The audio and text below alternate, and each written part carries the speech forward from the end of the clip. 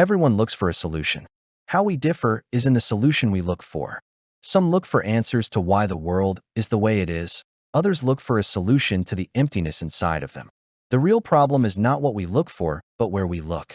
The spiritually immature look outside of themselves.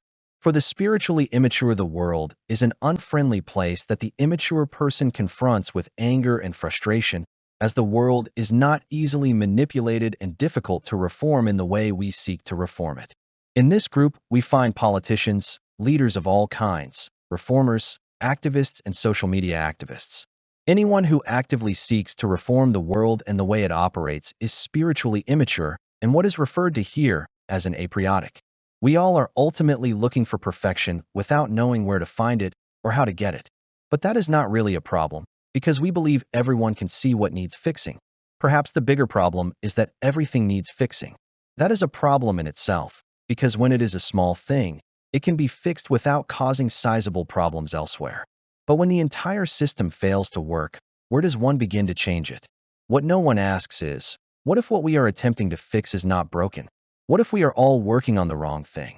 As an analogy, which is not perfect because analogies never are, what if a madman is trying to make the madhouse more livable, when the problem is not the home he is in, but that he is mad? Because immaturity of the spirit constitutes a spiritual sickness, we can diagnose the ailment by its symptoms. Diagnosed as apriosis, it does not take much to realize this is a disease which virtually all persons have. It is the near universality of this sickness, why we live in the system we do. It is not the system that is at fault. It is those who live in it, because the system is the symptoms of the disease. This system is not broken as it works precisely as it is meant to. What is broken are the people who occupy it. We are spiritual beings. Some of us mature and cease to be dependents and parasites, but a good number of others take advantage of every weakness and sense of decency they can find in others. The only thing that divides us from what God designed for us is the degree to which we permit parasites to live at our expense. That is it. Our suicidal empathy is what is killing us. There are degrees, of course, but the problem isn't assuming one is not as other persons and so not in need of repair. The beam is only in our eye because we cannot see it. The only thing we can do is be mature enough to assume it is there, despite any evidence for it we can see. As is the case with childishness, the beam and blindness is visible only in hindsight. However, that ought not be a problem, because we do not need to see the beam, we only need to act as if it was there. We need to act as adults and pay our own way. If we do this, we no longer need to worry about our level of maturity. The problem will fix itself. The key is not to make excuses for ourselves and to justify doing evil in the sight of God. We need to live moral lives. How to prove a negative? The argument is often made one cannot prove a negative, but one can. For example, the following is a proof of God in the negative. If God does not exist, we would be under the law of the strong man, the Nimrod, and we would have to obey him and any law that he creates. If God did not exist, rights would be privileges and need a license to enjoy, e.g., the right to own a home, carry out a trade, own a gun, and so on.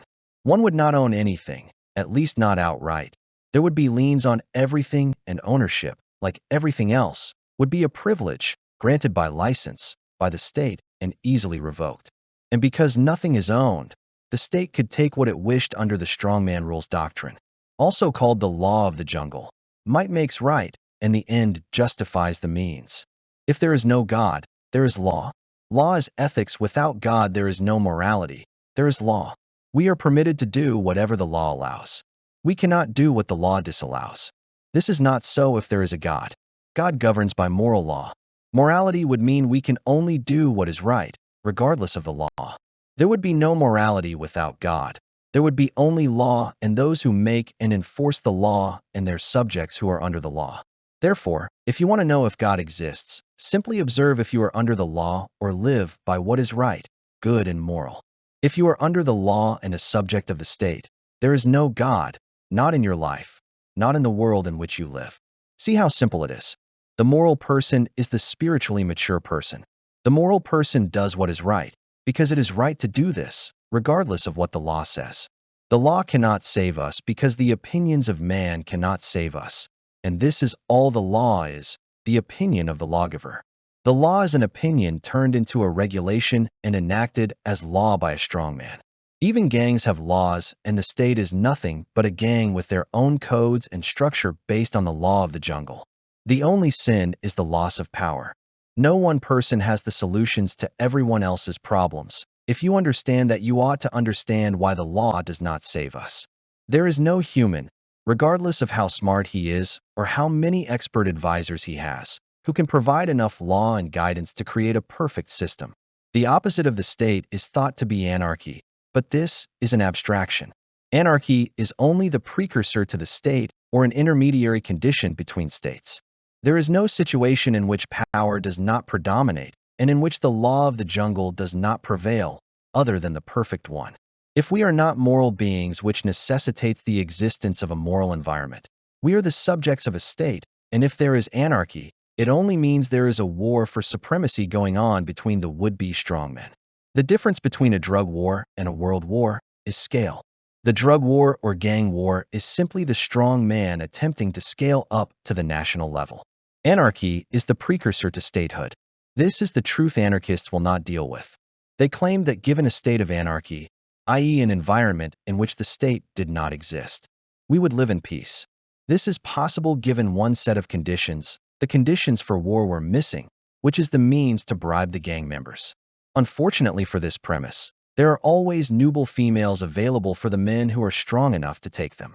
This fact alone precludes the possibility of peace in an anarchist environment. The fight over females is a historical absolute that by itself destroys any claims made by anarchists that without the state conflicts would not exist.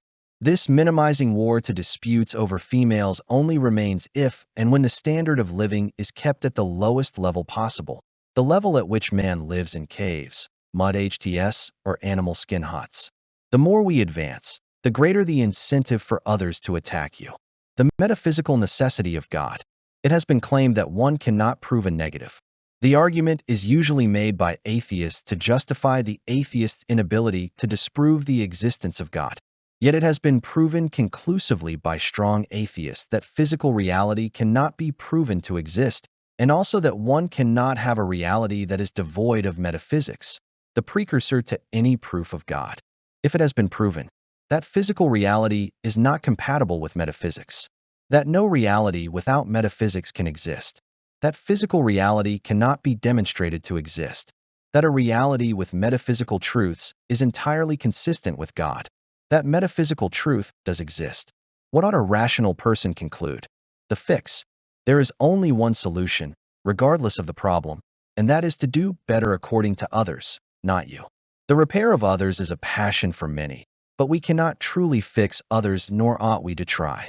There are far more people being broken than we will ever fix in our lifetime. The spiritually mature person ought to realize this. What is needed is a way to fix us.